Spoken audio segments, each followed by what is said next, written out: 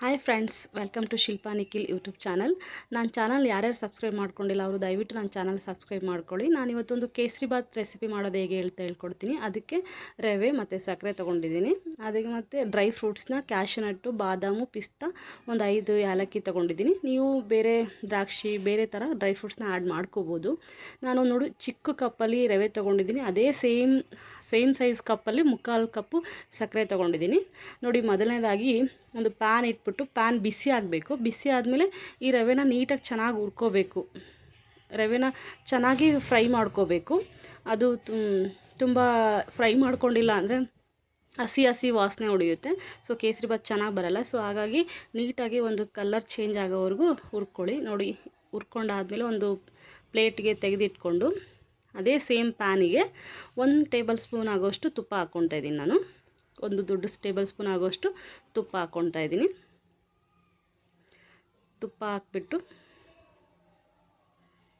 ನೋಡಿ, ನಾನು ತೊಗೊಂಡಿರೋಂತಹ ಎಲ್ಲ ಡ್ರೈ ಫ್ರೂಟ್ಸ್ನ ತುಪ್ಪಕ್ಕೆ ಹಾಕ್ಬಿಟ್ಟು ಚೆನ್ನಾಗಿ ಫ್ರೈ ಮಾಡ್ಕೋಬೇಕು.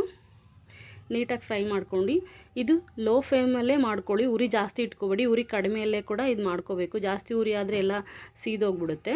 ನೋಡಿ, ಡ್ರೈ ಫ್ರೂಟ್ಸ್ನ ನೀಟಾಗಿ ಎಲ್ಲ ಚೆನ್ನಾಗಿ ಕಲರ್ ಚೇಂಜ್ ಆಗೋ ರೀತಿ ನೋಡಿ, ಗೋಲ್ಡನ್ ಕಲರ್ ಚೇಂಜ್ ಆಗೋ ರೀತಿ ಹುರ್ಕೋಬೇಕು. ನೀಟಾಗಿ ಎಲ್ಲ ಡ್ರೈ ಫ್ರೂಟ್ಸ್ ಹುರ್ಕೊಂಡಾದಮೇಲೆ ಒಂದು ಪ್ಲೇಟಿಗೆ ತೆಗೆದಿಟ್ಕೋಬೇಕು. ಅದೇ ಪ್ಯಾನ್ಗೆ ನಾವು ತೊಗೊಂಡಿರೋಂಥ 3/4 ಕಪ್ಪು ಸಕ್ಕರೆ, ಸೇಮ್ ಯಾವ ಕಪ್ಪಲ್ಲಿ ನಾವು ರವೆ ತೊಗೊಂಡಿದ್ದು ಅದೇ ಸೇಮ್ ಅಳತೆ ಕಪ್ಪಲ್ಲಿ 3/4 ಕಪ್ಪಷ್ಟು ಸಕ್ಕರೆ ತೊಗೊಳ್ಳಿ. ನಿಮಗೆ ಸ್ವೀಟ್ ಜಾಸ್ತಿ ಬೇಕಂದರೆ ಫುಲ್ ಈಕ್ವಲ್ ತೊಗೊಳ್ಳಿ. 1 ಕಪ್ ರವೆ, 1 ಕಪ್ ಸಕ್ಕರೆ. ನಮಗೆ ಸ್ವಲ್ಪ ಸಕ್ಕರೆ ಸ್ವೀಟ್ ಓಕೆ, ಅದಕ್ಕೆ ಒಂದು ಸ್ವಲ್ಪ ಕಡಿಮೆ ತೊಗೊಂಡಿದ್ದೀನಿ. ಇಷ್ಟು ತೊಗೊಂಡ್ರೆ ಸಾಕು, ಮೀಡಿಯಮಾಗೆ ಚೆನ್ನಾಗಿರುತ್ತೆ. ನೋಡಿ, ತುಪ್ಪದಲ್ಲಿ ಒಂದು ಸಲ ನೀಟಾಗಿ ಚೆನ್ನಾಗಿ ಮಿಕ್ಸ್ ಮಾಡಿಕೊಂಡು ಸೇಮ್ ರವೆ ತೊಗೊಂಡ್ರಂತಹ ಕಪ್ ಅಳತೆಯಲ್ಲಿ 3 ಕಪ್ಪಷ್ಟು ನೀರು ಹಾಕ್ಕೊಳ್ತಿದ್ದೀನಿ. ನಾನು ಸ್ವಲ್ಪ ಸಾಫ್ಟಾಗಿ ಮೆತ್ತಗೆ ಬರಲಿ ಅಂತೇಳಿ 3 ಕಪ್ಪಷ್ಟು ಹಾಕ್ಕೊಳ್ತಿದ್ದೀನಿ. ಸೇಮ್ ಮೆಜರ್ಮೆಂಟಲ್ಲಿ ರವೆ ತೊಗೊಂಡ್ರಂತಹ ಸೇಮ್ ಇದರಲ್ಲೇ ಕಪ್ಪಲ್ಲೇ 3 ತೊಗೋಬೇಕು. ನೋಡಿ, ಏಲಕ್ಕಿ ಕೂಡ ಪುಡಿ ಮಾಡಿಕೊಂಡು ಇದಕ್ಕೆ ಹಾಕಬೇಕು.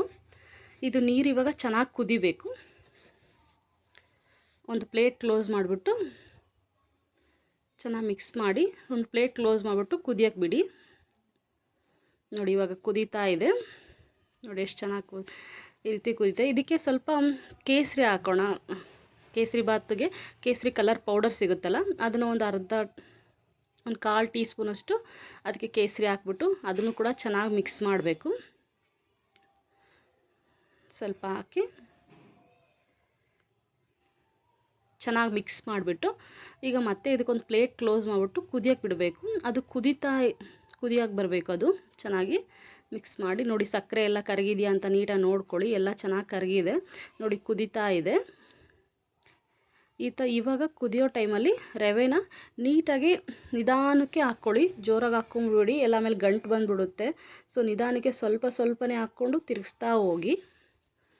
ಫುಲ್ಲಾಗಿ ಹಾಕ್ಬಿಡ್ಬೇಡಿ ಒಂದೇ ಸಲ. ನಿಧಾನಕ್ಕೆ ಹಾಕ್ತಾ ತಿರುಗ್ತಾ ಹೋಗಿ. ಫುಲ್ಲಾಗಿ ಹಾಕ್ಬಿಟ್ಟು ಎಲ್ಲ ನೀಟಾಗಿ ಚೆನ್ನಾಗಿ ಮಿಕ್ಸ್ ಮಾಡಿ. ನೋಡಿ, ನೀಟಾಗಿ ಕುದೀತಾ ಇದೆ. ನೋಡಿ, 1 ಗಂಟೆ ಚೆನ್ನಾಗಿ